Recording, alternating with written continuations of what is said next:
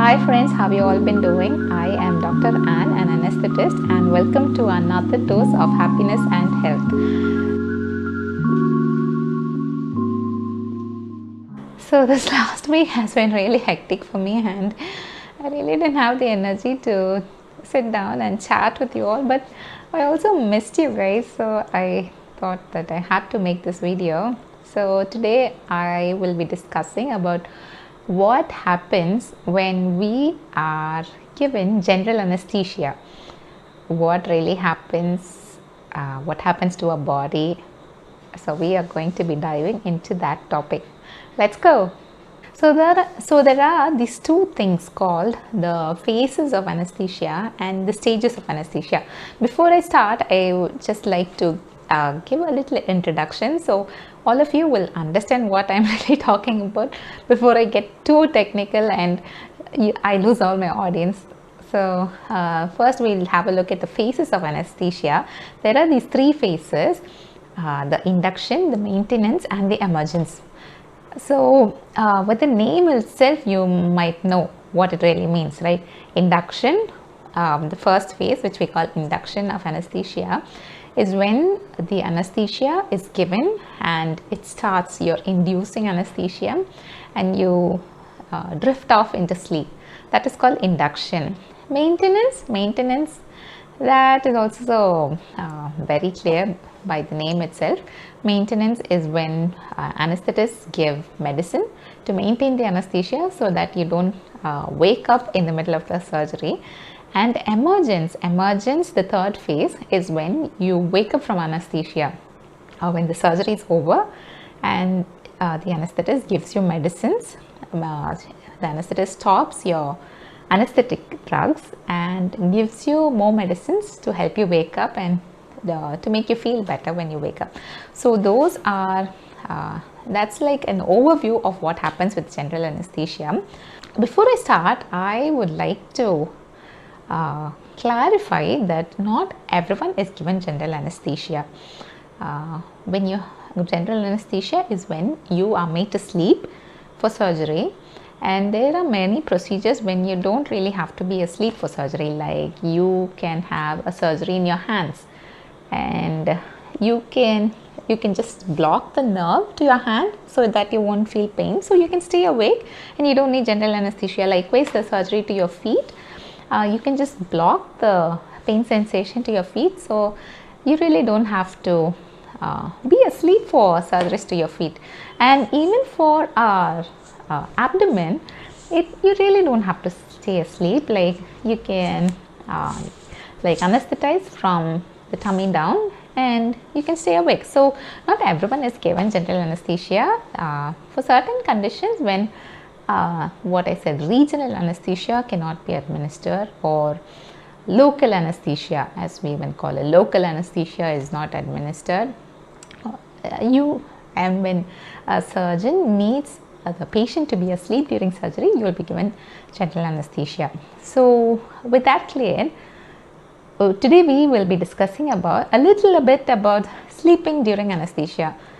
By that I mean we'll be discussing a little bit about what happens to you when you are under general anesthesia, and let's dive into the topic. So now that we've got that out of the way, the induction, the maintenance and emergence, now that's just the technical words about the anesthetist uses, like inducing anesthesia, maintaining anesthesia and emerging from anesthesia. Now we are really going to dive into what happens to you when you are under general anesthesia.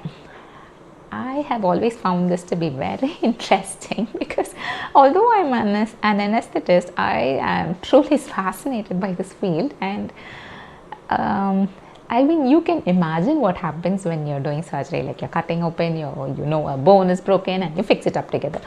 But what about anesthesia? I mean, how do you make someone sleep and how do you wake them up? What really happens to them? So it really is a fascinating field, and I thought I'd share a little bit about what happens during general anesthesia. So you will also be amazed about what happens during general anesthesia. There was this doctor named Dr. Goodell. He was a doctor during the World War I, and he specialized in general anesthesia, and he came up with the staging of anesthesia because during World War I, a lot of people were injured and a lot of surgeries needed to be done. And being in the field, it's very hard. You don't have all the equipment. You have to but you still have to give anesthesia and save all these people from pain so that they can be operated on. So Dr. Goodall, an anesthetist during World War I, he came up with a scoring called Goodall's Stages of Anaesthesia, and that's what we're going to be discussing. He figured out that there are 4 stages to general anesthesia.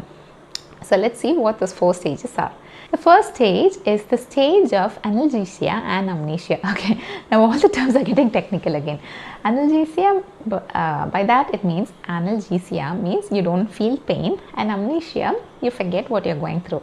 So the stage 1 is when you are very lightly anesthetized.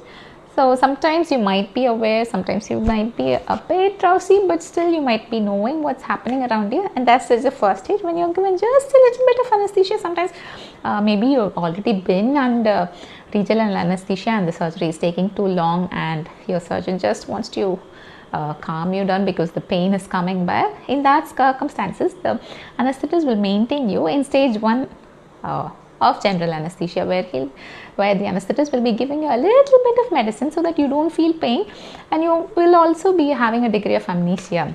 So you probably won't be remembering that you had pain during the surgery. So that is stage 1 of anesthesia. Now the second stage of anesthesia is the stage of delirium and unconsciousness. This is a really weird stage of anesthesia because you are already lightly anesthetized, and then your anesthetist has to take you deeper into anesthesia. But before you go deeper into anesthesia, there's a stage where you are delirious and so excited, like you might have seizures, you might be clenching your teeth, all your muscles might be contracting, and you might want to throw up, and your heart might be racing, you might be breathing very fast, and so your blood pressure might be peaking, your heart rate will be peaking, your respiratory rate is you're breathing like crazy. So, so no anesthetist wants their patients to be in this state. Your anesthetist will make sure that you don't stop at the second stage of anesthesia.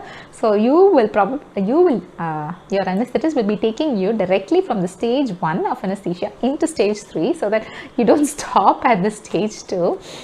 And sometimes when coming out also, your anesthetist will make sure that you don't stop in stage 2, because it's not a nice place to be, and your anesthetist will just take you through it, so you won't have to spend a lot of time over there. Now the third stage is called the stage of surgical anesthesia, and that's where after that stage of delirium and excitement, in the third stage your heart calms down, your breathing becomes calm, and your muscles all relax, and you go into a deep sleep, and everything is so serene and you are sleeping like a baby. So that is where your anesthetist will be keeping you when you are under anesthesia, and it's a really nice place to be for the surgeon as well, because all your muscles are very nice and calm, so he can cut through, he can have a look around, he can fix what needs to be fixed. And I forgot to mention that your respiratory muscles will also be paralyzed. Did you know that? You will stop breathing when under general anesthesia. That's huge, right? But your heart won't stop beating, but you will stop breathing. So what do you think your anesthetist will do when you stop breathing? Your anesthetist will put a tube into your mouth, it will go through your windpipe and into your trachea, and your anesthetist will use an amber bag, and he will make you breathe artificially. But now with all these recent advances, you might also be connected to a ventilator, so that the ventilator will help you breathe. And then when the surgery is over, when your anesthetist is waking you up, you will come out of general anesthesia and you will start breathing again. I think it's pretty cool, and one of those places which you might not know about anesthesia, but you have to but there's nothing to worry about. Even if you stop breathing, your anesthetist is fully trained to help you breathe.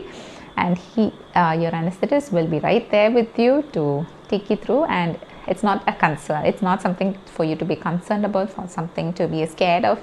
General anesthesia, and your anesthetist, who's fully trained, will take care of you. So coming to stage 4 of general anesthesia, that's the final stage, and we don't really take people into stage 4 of general anesthesia, because in stage 4 your breathing stops in stage 3, right? In stage 4 you go too deep into anesthesia, and your heart will also be paralyzed, so your heart might slow down and it might stop breathing, and unless it's necessary, for your heart to stop beating, it is necessary for very few surgeries, and for most of the cases your heart does not need to stop for surgery. So it's a pretty cool thing what happens when you're deep in anesthesia. So now that I'm scared you're saying that your heart will stop beating when you go into stage 4 of anesthesia, I didn't tell this to scare you about it. It's just that something you can be educated about, and just realize how much your anesthetist takes care of you when you are under anesthesia for surgery. And as far as I've seen and heard and read, I have seen a lot of patients myself, and I have heard a lot of surgeries and people giving anesthesia, and we've also read a lot of books, and I haven't heard of an incident where someone went into the stage 4 of general anesthesia and they passed away. So it's not a concern, it never happens. If you're given an overdose, that can happen, but no one gives you an overdose. There's nothing to be scared of. So your surgery will be when you are in stage 3 of anesthesia, and then when you wake up again, your anesthetist will be right there with you, and they will take you out of anesthesia so that you are fine and recovering from surgery. Aren't you grateful for all your anesthetists who help out during surgery and make sure that nothing wrong happens? So I actually get a lot of people asking, "Mom, general anesthesia is so scary," and now when I think about it, I have to say it is quite scary, but we're all trained in how to deal with all these situations, and we are trained with all the dosages of general anesthetics, and no one will ever give an overdose and take you into stage 4 of anesthesia. No one will ever give you an overdose causing complications. So that's it for today. I hope you liked today's video. If you like my video, don't forget to like my video and leave a comment. And if you'd like to stay updated with what's happening in anesthesia, make sure to subscribe, and let's all be a family together. Take care again. Bye.